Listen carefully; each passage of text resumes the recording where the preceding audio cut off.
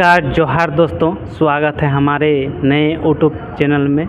और आज हमारा विषय है अभी के राजनीतिक और पुराने राजनीतिक में क्या अंतर है। इसके बारे में मैं और मेरे सहयोगी। नमस्कार साथियों, आज हम और हमारे दोस्त एक डिस्कशन करने जा रहे हैं जो कि टॉपिक है नई राजनीति वर्सेस पुरानी राजनीति। तो आज हम और संतोष जी एक दूसरे के साथ चर्चा करेंगे। तो संतोष जी का सुझाव देखते क्या है और हम भी अपना सुझाव देंगे। तो चलिए let's start begin the discussion. तो संतोष जी ये बताइए कि आपको अभी की राजनीति ज़्यादा पसंद है या पुरानी राजनीति ज़्यादा पसंद थी? अभी के राजनीतिक और पुराने राजनीतिक में डिफरेंस हुआ करता था। अभी के राजनीतिक में पॉलिटिक्स हो गया है। पहले पॉलिटिक्स ये नहीं था। पॉलिटिक्स का मीन्स राजनीति होता है, लेकिन पहले ये हमारा जो करप्शन है वो नहीं हुआ करता था, सच्ची वाली राजनीति होती थी।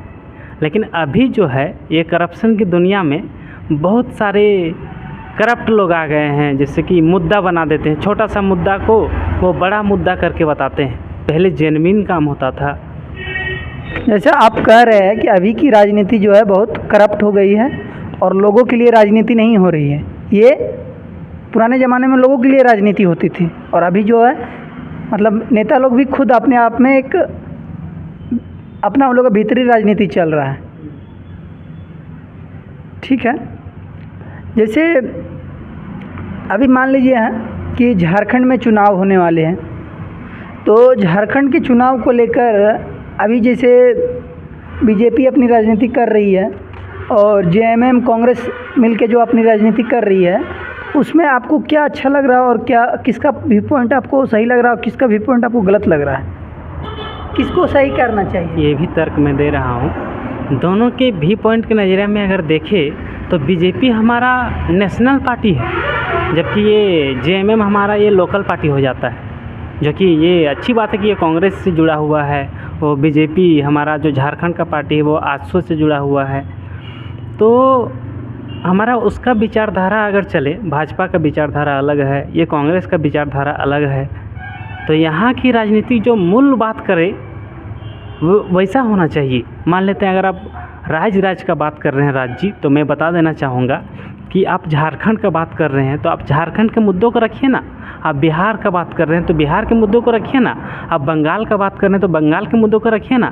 तो ऐसा राजनीति होना चाहिए। मान लेते हैं कि अगर हम झारखंड के बारे में विषय तर्क कर रहे हैं तो झारखंड में क्या होना चाहिए। जैसे यहाँ अभी भाषा को लेकर के आंदोलन चल रहा है कि नहीं, हमारा जो भाषा है उसको मूल रूप दिया जाए, ये राजभाषा में दर्जा में दिया जाए, जो कि हो चुका है।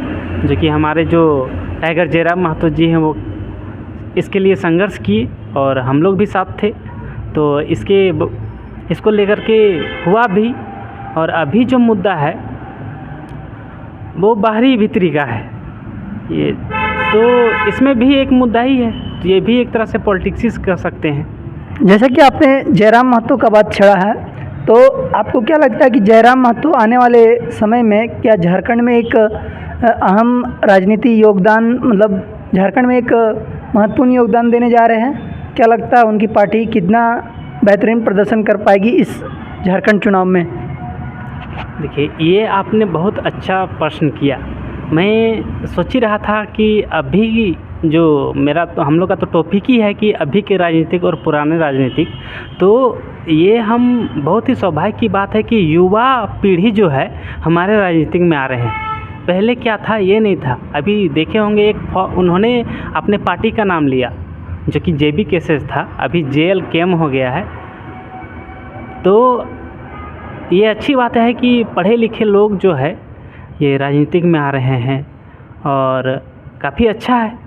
और उनका सोच भी, विचारधारा जो है बहुत ही मिलता जुलता है। एक आम आदमी को क्या चाहिए, आम आदमी को अभी जीने के लिए क्या चाहिए। मैं छोड़िए राजनीतिक से थोड़ा हट के बात कर लेता हूँ। रहना, कपड़ा, आवास, मकान, खाना, इतना चीज़ हो जाए तो एक आदमी गुजारा कर सकता है। इसके अलावा क्या चाहिए? तो इसके अलावा चाहिए ये हमारा हॉस्पिटल होना चाहिए, इलाज, एजुकेशन के लिए कॉलेज होना चाहिए, स्कूल होना चाहिए, तो जेन्युइन चीज़ है। तो ये सब राजनीतिक ना करके ये हमारा मुद्दा को भटका रहे हैं अभी के राजनीतिक में।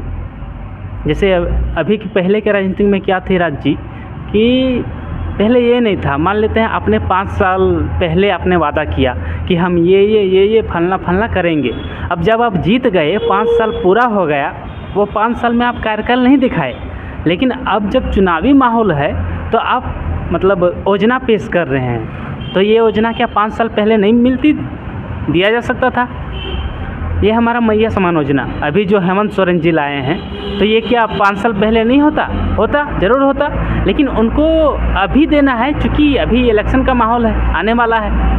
आपकी बातों से मैं समझ रहा हूँ कि आप मुख्यमंत्री के द्वारा जो अभी मैया समान योजना लाई गई है, उसे अभी चुनाव के समय क्यों लाया गया है? मुद्दा तो ये है कि अगर इसको इतना ही सही तरीके से इम्प्लीमेंट किया जा सकता तो पहले भी किया जा सकता था, ठीक है ना। ये लास्ट एन वक्त में चुनाव से 1-2 महीना पहले लाने का क्या मकसद है? चलिए, आपकी बात वीडियो में के थ्रू जनप्रतिनिधि तक तो जाएगी ही।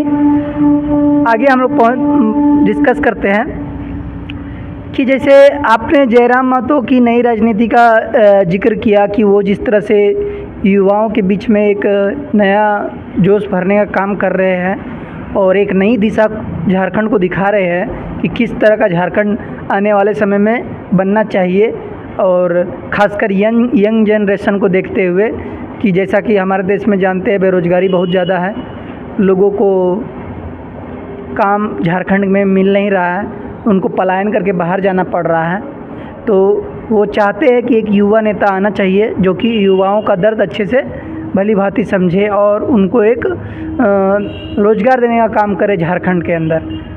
तो मेरा एक ये कहना है कि जयराम महतो की ठीक है बात मेरी अच्छी है, लेकिन मैं अगर थोड़ा सा असमर्थ कुछ चीज़ों में दिखाऊं जयराम महतो के, तो आप उसे करेक्ट करने की कोशिश करिएगा।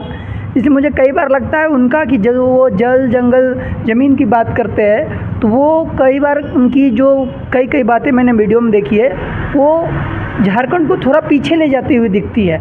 ऐसा लगता है कि मानो कि कल कारें या जो उद्योग लगने चाहिए झारखंड में, वो अगर नहीं लगेगा तो फिर यहाँ के युवाओं को तो बाहर ही जाना पड़ेगा, क्योंकि सभी कोई तो पढ़ लिख लिए हैं, हर कोई तो खेतों में काम करेगा नहीं, सब कोई तो रहेगा नहीं। तो इस पे आपका क्या कहना चाहते हैं? ने बहुत ही अच्छा प्रश्न किया कि काल कारखाने लगने चाहिए, बिल्कुल लगने चाहिए।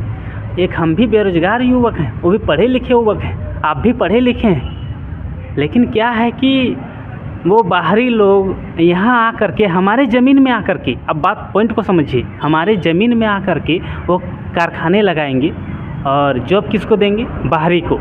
बाहर से आया कंपनी, जॉब मिलेगा बाहर को, ज़मीन गया किसका? झारखंड को। लेकिन जिसका जो ज़मीन है उसका जॉब मिलना चाहिए कि नहीं? मिलना चाहिए। यहाँ का मान लेते हैं एक रूल बनना चाहिए कि आप अगर झारखंड में यहाँ लगाते हैं तो ओनली फॉर झारखंड वासी हैं उसमें काम करेंगे, तो हम उसका समर्थन है।